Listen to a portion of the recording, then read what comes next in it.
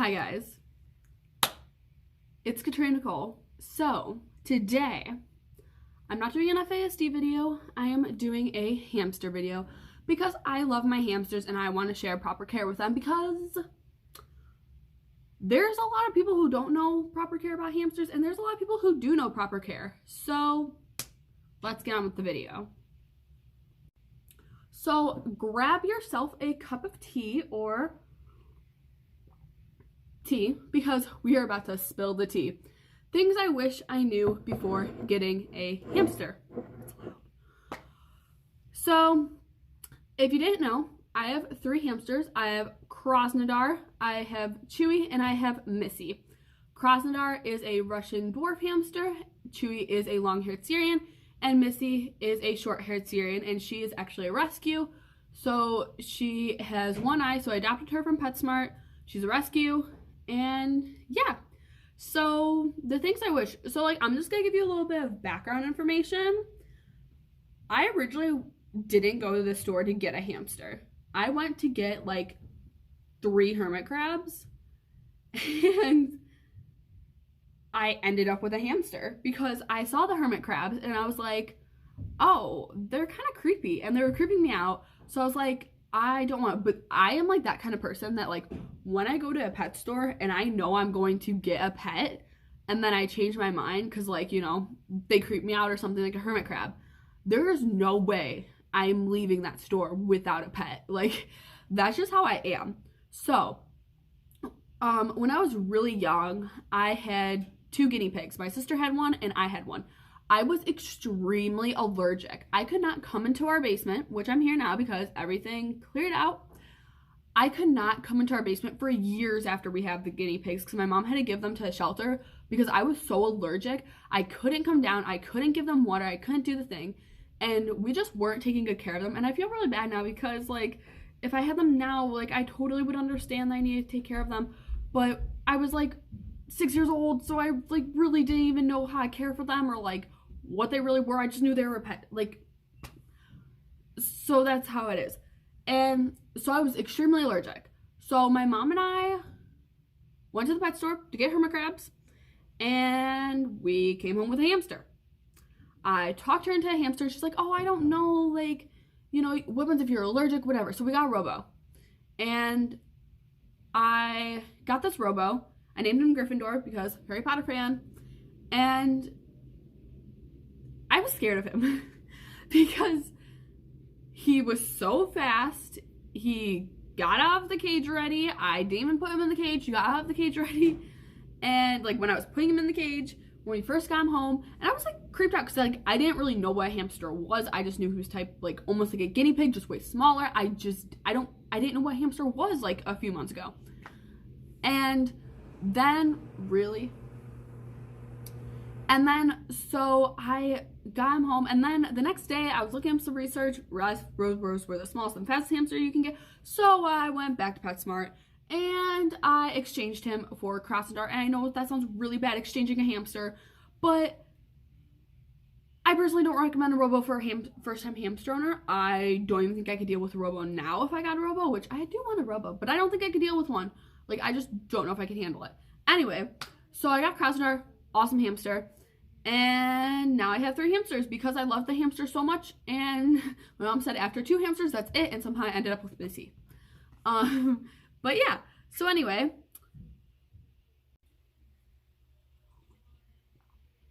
now to the video. Alright, so that was the background knowledge.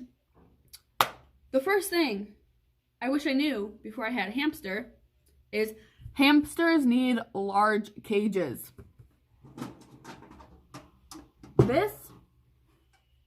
This Tiny Tails cage is not going to do. That is now a travel cage in case I have to travel with my hamsters. I had Krasnodar in a travel cage for 2 weeks, and then I was on YouTube and I found Victoria Rachel's channel and Hammy Lux and Lori's Heartland. That's her name. Okay. And so those were the first 3 channels. I'm not saying those are the only channels. I'm just saying those were the first channels I found. And I realized That's not gonna cut it. No, my hamster's gonna be super stressed. So what I did is I told my mom about it. So I spent literally like $45 on this cage, and I was super excited to get like more attachments and stuff when I got to save up some more money, and like super excited. And then I started watching how much hamsters need and how much floor space, and I was like, oh my gosh, I cannot give Kraz like this little tiny hamster cage, like no. And I noticed he was biting on the bars, and because for like a day my mom was like, no, he does not need a bigger cage, like what are you talking about? No, you got the cage, stop, you don't need more. And then I saw him bar chewing and stuff, and I was like, Mom, he is bar chewing, and she's like, no, he doesn't need a bigger cage, like it's fine, Katrina, just like stop, like it's fine, you don't need to spend any more money on the cage, like you spent so much money on the hamster already and all this stuff, like stop. And then I was like, I found out about bin cages, and I was like, I make it a bin cage. My mom's like, no. I was like, what bin can I use from the basement? And she's just like, oh my gosh, you don't need to do this. And she was like actually pretty mad, and I think she was really annoyed. But then I get him in the bin cage. I make this bin cage all by myself. It looked terrible, but you know what? It was better than this Tiny Tails cage. It was, because I don't know if it was like, I feel like it was above 154. Yeah, that makes sense. I feel like it was definitely above 450 square inches of floor space, but it didn't look good. Like it was like an old bin. Like of course I washed it and everything. The top, like the mesh was like sinking in. It was just awful. Thankfully Kraz doesn't try to escape. Like it was a really bad bin. But you know what? It worked because he was happy. He wasn't stressed. It was great. He was able to burrow. Like it was amazing. So hamsters need large cages. Now I have Krasnodar in a IKEA Detolf, which is equivalent to a 90-gallon tank. I have Chewy and Missy in a 200-quart bin cage, which is equivalent to a 50-gallon tank. Of course, they are not in the same cage. They are separate, and actually in separate rooms because Chewy couldn't handle himself by a girl. He was going nuts. Next, they need big wheels. Like a small wheel isn't gonna cut it, and people are like, oh, you got a small hamster, you can have a small wheel. Like no, Kraz is like this big, and he has an 8-inch wheel, and he is so happy with it. And Chewy and Missy have a 11 or 12, but it's a silent spinner, and they're more than happy because in the pet store they had like these small little wheels, and they didn't get to run very much. Chewy had Bumblefoot when he came home. Missy didn't have a wheel for many months. So yeah, they were very grateful and happy. And you can't, what mistake I made with Krasnodar, so I had him in a 6.5 silent spinner, or it's a 6. I don't really keep track of the measurements because I don't really like this. I like the silent spinners, but like I like Kraz's wheel. He has a silent runner, but anyway, I don't really keep track. I just know which ones are big enough, and I look at the label and I'm like, yep, this is big enough, he's getting it. And then I just like don't keep track on who has who, but I just like know when I see. Okay, anyway, my mistake that I made for Krasnodar is that I went to the store because of course Tiny Tail cage came with a wheel, didn't think of it, didn't care. The only reason why I got a new wheel is because it was obnoxiously loud. And I was like, yep, this looks big enough, and I got him like a 6-inch wheel, which I feel like that was okay. And then I saw, when I got Chewy and Missy, I saw how big their wheels were, and my mom's like, you should probably get Kraz a new wheel, like a bigger wheel. And I was like, you know what, you're right, like, you're definitely right, I should. And so I got him a silent runner because they're like, that was the perfect size for him. So yeah, they need bigger wheels than you think, probably. Next is they need a good food mix. I made the mistake about grabbing the cheapest food mix because I only had like $75 when I got a hamster. So now then I was like, oh, my food mix isn't good. So then I tried to make stuff at home, and I was like, oh, this isn't good, but it's better than the C mix they had. But I was like, this is still not really good. So then I ended up going with the Higgins Sunburst food and the Missouri Rat and Mouse pellets, and I really do enjoy it, except I don't like the smell of the Missouri Rat and Mouse pellets. It kind of smells gross.